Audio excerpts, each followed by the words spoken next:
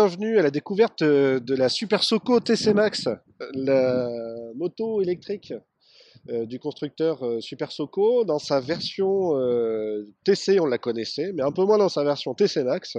Et la TC Max, c'est la déclinaison équivalent 125 de la Super Soco TC, qui est un des best-seller en matière de moto électrique légère. Il faut dire que c'est un petit marché encore aujourd'hui, les motos électriques. Et Super Soco tire particulièrement bien son épingle du jeu avec des véhicules esthétiquement aboutis. Ça plaît, ça nous plaît, et ça plaît à la plupart des gens qui les voient, et à un prix tout à fait abordable. Cette Super Soco TC Max, équivalent 125, elle coûte TTC 4 499 euros dans sa configuration avec des roues à bâton. Et la configuration que vous voyez en ce moment même à l'écran, c'est la configuration avec des roues à rayons, et celles-ci sont facturées avec un surplus de 200 euros, ce qui porte le total avant bonus écologique à 4 699 euros pour la Super Soco TC Max. C'est une moto électrique, donc une moto électrique. Certes, elle a un réservoir pour reprendre la ligne traditionnelle des motos, mais en fait, ce réservoir héberge tout simplement la batterie. On ira jeter un coup d'œil tout à l'heure. Et c'est une moto qui se recharge tout simplement avec une prise secteur à proximité, une prise 220, en utilisant le chargeur qui est livré avec. Vous allez pouvoir brancher directement sur la moto pour recharger votre véhicule. L'autonomie est donnée pour une centaine de kilomètres. Une centaine de kilomètres en fonction du mode que vous utilisez. Il y a 3 modes de conduite qui sont disponibles. Les 3 modes de conduite, on les passe à la volée, hein, directement sur la moto, en roulant. Hein, c'est pas, ça n'a rien à voir avec une boîte de vitesse, hein, c'est des modes on va dire de puissance et de vitesse max, 1, 2 et 3. Sur le mode 3, à 100 km/h, vous ne ferez pas 100 km d'autonomie, hein, puisque c'est le mode le plus gourmand. En revanche, si vous restez en mode 1, et c'est celui que j'ai utilisé par exemple en étant dans la circulation où c'est limité à 45 km/h, eh bien on va aller s'approcher effectivement des 100 km/h annoncés par le constructeur. Alors première chose à dire sur ce véhicule, c'est la ligne, hein. Clairement, c'est quand même un engin qui accroche l'œil. C'est quasiment à sans faute, hein. On est à la fois sur quelque chose de moderne, un peu vintage. Et puis par rapport à sa petite sœur, la Super Soco TC, la première, l'équivalent 50 cm3, qui est sortie il y a 2 ans déjà, eh bien on a une position beaucoup plus roadster, hein, vous voyez, le guidon qui est beaucoup plus bas, plus droit, ce qui fait que on est davantage sur l'avant, sur les bras avant. Sur les bras tout court d'ailleurs. L'éclairage est LED, que ce soit à l'avant ou à l'arrière. Un éclairage LED qui permet d'être bien vu. On vous entendra pas trop arriver parce que vous faites pas beaucoup de bruit avec votre moto électrique. Par contre, au moins, on vous verra bien arriver. Puisque l'éclairage LED fonctionne plutôt pas mal. Elle tient sur une béquille latérale qui a l'air globalement de bonne facture. Cette béquille latérale, on testé, on la secoue un peu, l'engin est assez léger, hein, ça fait un peu plus d'une centaine de kilos, mais ça a l'air assez stable, hein, quand on la secoue un peu, installée sur sa béquille latérale. On a possibilité d'emmener un passager sur la selle est pas très longue, hein, bon, en même temps, les roadsters, c'est jamais fait pour... Enfin, c'est rarement fait pour voyager à deux. Et puis, le gabarit global de la moto est plutôt petit, hein. C'est une petite moto, hein, le Super Soco TC Max. Moi, je fais 1m85, ça va, hein, j'ai largement la place, hein, mais pour emmener un passager, voilà, c'est bien pour de l'appoint, mais pas sur des longs trajets. De toute façon, c'est clairement une moto qui est destinée surtout à un usage urbain ou ce qu'on appelle périurbain, c'est-à-dire que vous allez aller bien sûr en ville et puis dans les voies alentours, mais pas plus parce qu'on va monter à 100, 105 km/h compteur maximum, donc vous n'êtes pas les bienvenus sur l'autoroute notamment. Allez, on va jeter un petit coup d'œil du côté de la batterie. La batterie pour y accéder. Comment je fais? Je vais aller chercher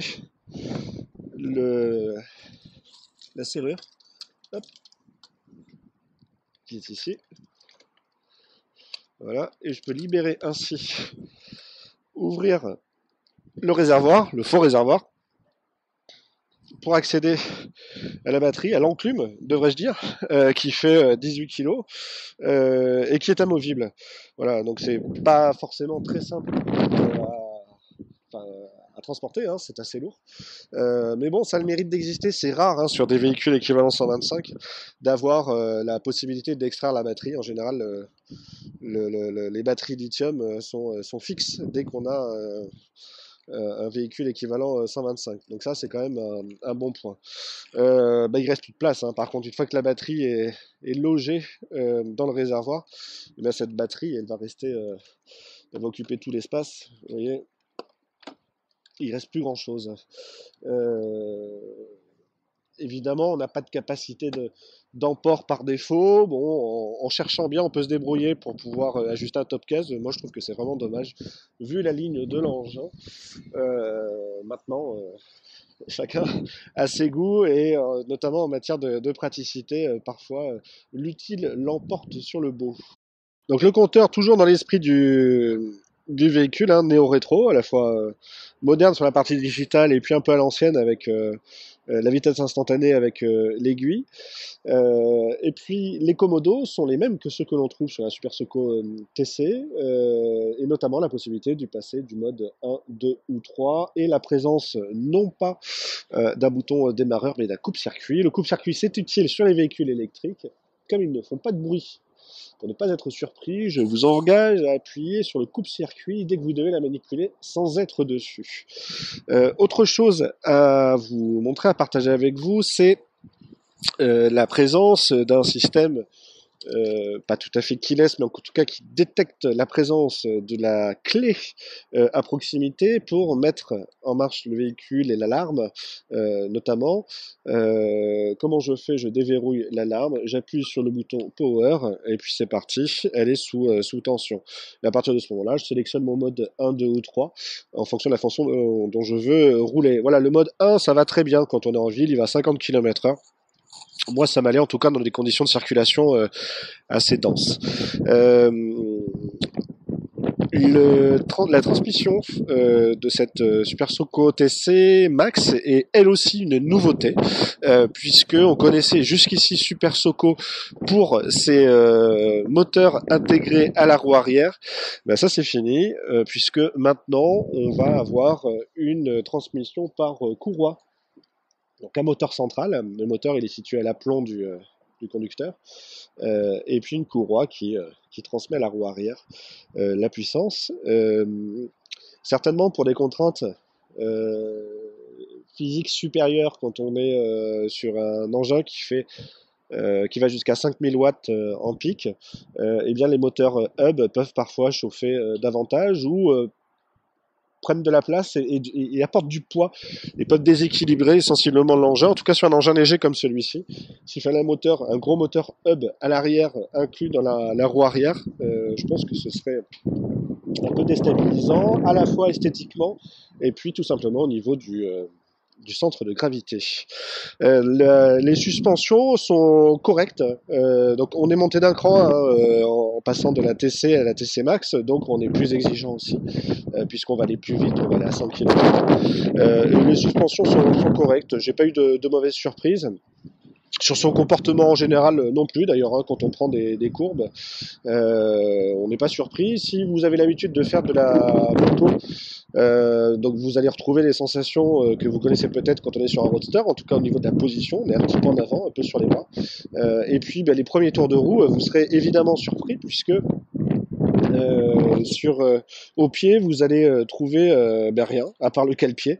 Et donc les premiers virages, parfois on est surpris, on a tendance à chercher comment rétrograder, comment freiner au pied. Eh bien, tout ça, ça se passe avec les mains, au guidon. On freine, il n'y a pas de débrayage. Je freine de l'avant ici et je freine de l'arrière à gauche, comme sur un scooter.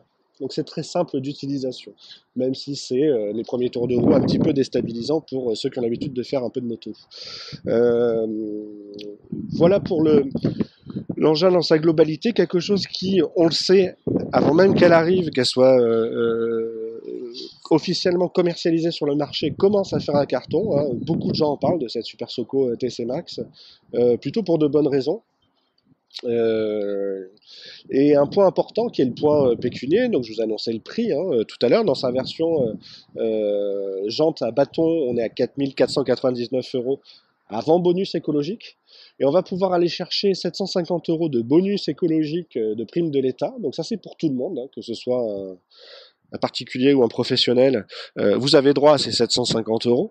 Et ces 750 euros peuvent être cumulables, soit avec des aides locales dans certaines mairies, soit avec des aides régionales. C'est le cas notamment dans la région Île-de-France, pour ceux qui ont la possibilité d'immatriculer la moto sur une société, que ce soit auto-entrepreneur, profession libérale, SAS, SARL, eh bien il y a 1500 euros de subventions supplémentaires à aller récupérer. Et donc ça fait 2250 euros dans la meilleure configuration de bonus écologique à déduire des 4499 euros. Bah, c'est tout simplement moitié prix. Pour peu que l'on ait la possibilité de l'immatriculer, encore une fois, sur une société, de mettre la carte grise au nom d'une société. Ça reste, de notre point de vue, aussi objectif que possible, plutôt un bon plan, même si on considère le bonus écologique de l'État de 750 euros. On est sur un engin équivalent 125 à 3500 euros TTC après bonus écologique, compte tenu du fait que vous allez avoir très peu d'entretien à réaliser dessus, et du fait que, bien sûr, vous n'allez plus passer à la pompe. Outre l'agrément qu'elle va vous procurer, que ce soit à l'œil ou à son guidon, de notre point de vue, ça reste un très bon plan, cette Super Soco TC Max.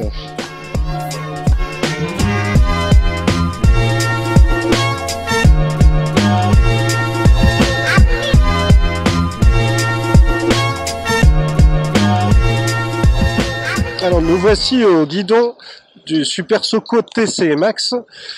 Donc c'est la version pré-production que je conduis, puisque les Super Soco TC Max en production, pour le marché français en tout cas, sont attendus à partir de la mi-mai cette année. Ce qui signifie que j'ai un véhicule qui est quasiment identique à celui qu'on devrait avoir mi-mai, mais qui a peut-être des réglages puissance sensiblement différent de la version finale que l'on aura. Alors, véhicule 125, ça accélère pas mal.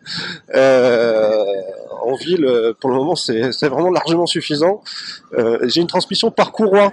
Ça veut dire que on n'est plus sur le modèle, le système précédent de sa petite sœur, la Super Soco TC équivalent 50.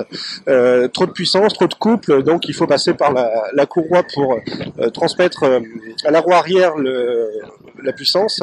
La position de conduite, elle est quand même un peu différente de celle que l'on peut trouver sur la Super Soco TC première du nom, pardon.